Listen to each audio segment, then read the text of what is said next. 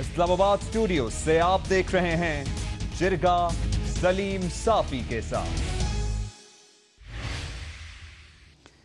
بسم اللہ الرحمن الرحیم، السلام علیکم ناظرین۔ آج کے جرگہ میں سیاست پہ بھی بات ہوگی، حکومت کی پرفارمنس پہ بھی بات ہوگی، لیکن آغاز ہم کریں گے کشمیر اور گلگت بلتستان کے تذکرے سے۔ اور آج کے جرگے میں ہمارے ساتھ ہیں وفاقی وزیر امور کشمیر و گلگت بلتستان جناب علی امین گنڈاپور صاحب۔ بہت شکریہ علی امین گنڈاپور صاحب۔ سب سے پہلے تو جو ایک سر فہرست مسئلہ ہے، گلگت بلتستان میں الیکشن کب ہونے جا رہے ہیں؟ بسم اللہ الرحمن الرحیم۔ گلگت بلتستان کے جو الیکشنز ہیں اس کا جو اناؤنسمنٹ ہوا ہے انشاءاللہ اکتوبر کے میں الیکشن کرانے کا وہاں پہ پروگرام ہے، لیکن اس میں چونکہ ہماری طرف سے تو کوئی چیز ہے نہیں، الیکشن کمیشن نے ابھی وہ لسٹیں ابھی انہوں نے لگانی ہیں، پھر لوگوں نے اس پہ اپیل کرنے ہیں، اور ابھی ہم نے ایکٹ جو وہاں پہ لاگو کیا ہے وہ نیا ایکٹ لاگو کیا ہے جو پاکستان کے الیکشن کا ایکٹ تھا، وہ وہاں پہ لاگو کر دیا ہے ہم نے۔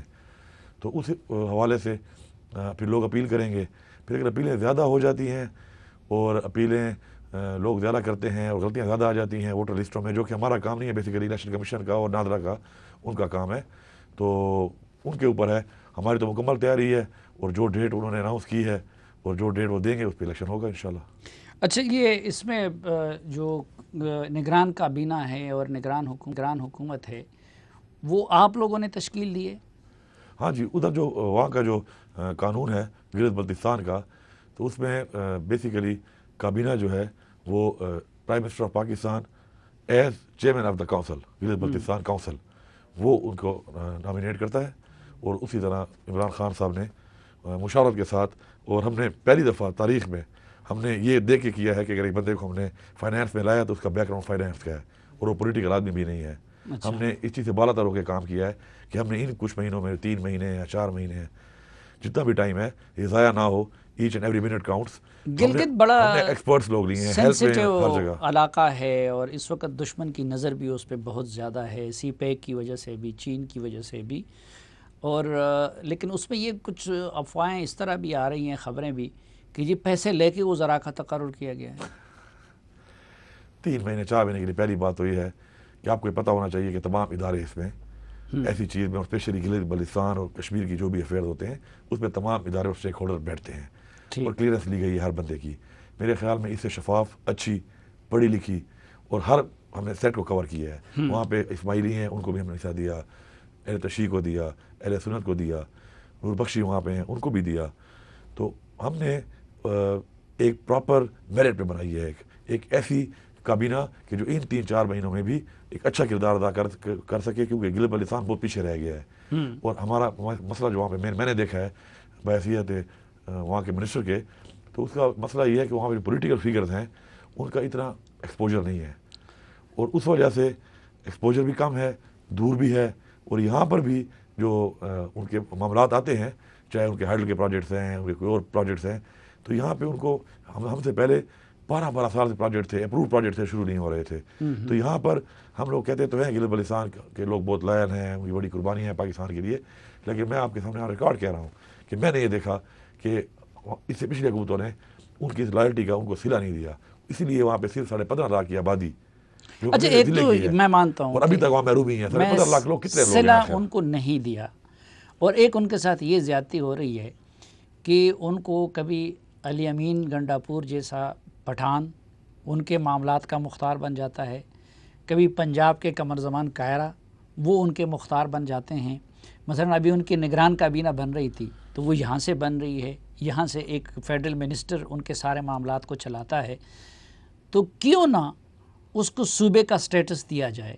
تو آپ لوگ اگر ان کو ان کا حق دینا چاہتے ہیں اور زیادتیوں کی تلافی کرنا چاہتے ہیں تو اس کو گلگت بلتستان کو صوبے کا سٹیٹس کیوں نہیں دینا چاہتے؟ اب تو انڈیا نے بھی یک طرفہ سب کچھ کر دیا۔ جب میں نے حلف لیا صافی صاحب، تو 1 ہفتے کے بعد جو اگلی کیبنٹ آئی تو مجھے یہ اتنا ایک سیریس قسم کا ان کا ایک ڈیمانڈ ہے گلگت بلتستان کے لوگوں کی کہ نیکسٹ کیبنٹ میں میں لے گیا یہ چیز کہ ہم ان کو پروویشنل اسٹیٹس دے دیں، لیکن اس وقت فورن آفس کے اور کچھ اس طرح کے اسٹیک ہولڈر سے کچھ اس کے اوپر تحفظات تھے، AJK کے بھی تحفظات تھے، پھر ہم نے اس کے اوپر تمام اسٹیک ہولڈرس کو بٹھا کے بہت میٹنگس کی، اور اس میں تقریباً ہم لوگ کنسنسس ڈیولپ کر گئے تھے، لیکن اس دوران میں پھر پہلے پلوامہ آ گیا، حالات کچھ ایسے بن گئے، اس کے بعد پھر 5 اگست آ گیا.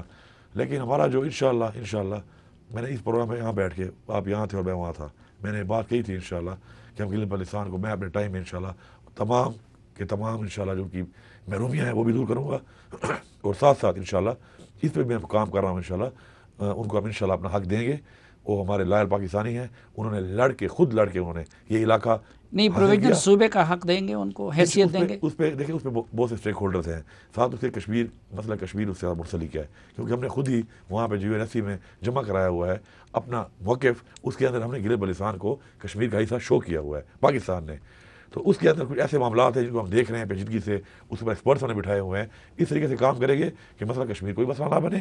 اور اچھا، میں آزاد کشمیر اور مقبوضہ کشمیر پہ بھی آتا ہوں، لیکن سب سے پہلے گلگت بلتستان کو چلو اگر پروویژنل صوبے کا سٹیٹس دینے میں ابھی یہ رکاوٹیں ہیں، ان کا ڈیولپمنٹل بجٹ یا یہاں سے جو پیسہ جاتا ہے پچھلی حکومت میں کتنا تھا اور آپ نے آ کے کتنا بڑھا دیا ہے؟ الحمدللہ پہلے سال بھی ہمارے سب کو کٹ لگایا ہم نے. پہلے سے پنجاب میں ہماری حکومت تھی، KP میں تھی، ہم نے کٹ لگایا، حالات ان کا ہم نے بڑھایا. اس کے بعد دونوں کا AJK کا بھی، حالانکہ حکومت نون لیگی تھی وہاں پر. اس سال تو بہت ہی برے حالات ہیں، آپ کو پتہ ہے پوری دنیا کی بحثت بیٹھی ہوئی ہے، لیکن اس سال بھی گلگت بلتستان کا تقریباً 40% ہم نے بڑھایا ہے، اور کشمیر کا بھی کتنا تھا پچھلے دور میں اماؤنٹ کتنا تھا؟ 27 بلین تک ہم ان کو کر کے. لیکن اس کے علاوہ PHDB کے پروجیکٹ بھی دے رہے ہیں نا. تو اگر ہم ابھی ہم نے روڈ دیا ان کو 18 بلین کا، جو کہ لنک کرے گا شندور کو ود چترال، ٹھیک ہے. اس طرح ہم نے ان کو ایک ابھی 400 بیڈ ہاسپٹل دیا ہے اسکردو میں، اس کی بہت بڑی لاگت ہے. ابھی انشاءاللہ بابو سر ٹاپ ٹنل پہ ہم انشاءاللہ کام کرنے لگے ہیں. یہ شندور تو چترال جو ہے یہ CPEC کا حصہ ہے؟ کارڈک ہاسپٹل وہاں پہ نہیں تھا، آپ لوگوں کا اپنا ہے؟ وہاں بڑے مسائل ہیں کارڈک کے لوگوں کو، اس بار ہاسپٹل نہیں تھا. اس کا ہم نے فل فنڈنگ کی ہے 2 سال میں. اس سال انشاءاللہ مکمل کر لیں گے اس کو. تو جی آپ، میں نے کہا یہ شندور تو چترال جو روڈ ہے یہ CPEC کا حصہ ہے یا آپ لوگوں کا اپنا؟ یہ ہم نے PHDB سے دیا ہے جی اس کو. یہ PHDB کا ہمارا، ہم نے پچھلے سال اس کو PHDB میں اس کو ڈالا تھا. اس کے اوپر انشاءاللہ فیزیبلٹی اس کی بن رہی ہے. امید ہے کہ انشاءاللہ اس سال اس جو رننگ ایئر ہے. اچھا، ایک گلہ ان لوگوں کو یہ بھی تھا کہ دیکھیں CPEC بنیادی طور پر، میں بار بار یہ کہتا ہوں کہ اس پہ زیادہ حق بلوچستان کے لوگوں کا ہے اور گلگت بلتستان کے لوگوں کا ہے. اور پچھلی حکومت پہ میرا بھی یہ اعتراض تھا کہ انہوں نے گلگت بلتستان اور بلوچستان کو وہ پریارٹی نہیں دی CPEC پہ. تو اس حوالے سے آپ لوگوں نے کچھ CPEC میں گلگت بلتستان کی شیئر بڑھانے کے لیے کچھ کیا ہے؟ جی بالکل، مجھے فخر ہے اس بات پہ. اور مجھے وہی جو بات میں نے پہلے کی ہے کہ ان لوگوں نے نعرے تو لگائے ان کی وفاداریوں کے، لیکن ان کو اپنا حق نہیں دیا. کتنی بڑی جاتی تھی کہ گلگت بلتستان کے اندر اکنامک زون بھی نہیں تھا، انڈسٹریل زون بھی نہیں تھا. ہم نے آتے ہی اس کو ڈالا، اور انشاءاللہ ادھر اکنامک زون کے لیے ہم نے زمین بھی ایکوائر کر لی ہے. اکنامک زون ہی بنائیں گے، انڈسٹریل زون ہی بنائیں گے، تاکہ وہاں لوگوں کو کم از کم روزگار بھی ملے اور کاروبار بھی ملے. اور اس سے بڑی بات یہ ہے کہ جو وہاں کا آپ کا اکنامک زون ہے وہ بڑا کامیاب ہوگا، کیونکہ آپ کا جب کوئی چیز بھی آپ بنا لیتے ہیں تو ٹرانسپورٹ پہ آپ کا بہت خرچہ آتا ہے اس کو. تو ٹرانسپورٹیشن میں وہ بہت قریب ہے چائنا کے. تو ہر انڈسٹریز کی کوشش ہوگی کہ بجائے وہ پنجاب میں وہاں لگائے یا شکئی میں لگائے اور آل دا وے پر ٹن اتنا پے کرے، تو گلگت بلتستان سے وہ بھیجتا ہے چیز کو تو اس کو فائدہ ہے. تو میری ذاتی سوچ یہ ہے کہ انہوں نے جان بوجھ کے نہیں کیا. ان کو پتا تھا کہ اگر وہاں بن گیا تو سارے کا سارا جتنا بھی انویسٹر ہے وہ تو وہاں چلا جائے گا، اور زیادتی کی تھی ہم نے اس کا ازالہ کیا. دوسرا جو ہم نے بات کی کہ یہاں سے کنٹرول ہوتا ہے، ایسا بالکل نہیں ہے. یہ بالکل آپ کا غلط کانسیپٹ ہے. نہیں، چیف سیکرٹری ان کا باہر سے جاتا ہے، IG ان کا باہر سے جاتا ہے. کہاں سے جاتا ہے؟ KPK کا. ہاں، KPK کو کون دیتا ہے جی؟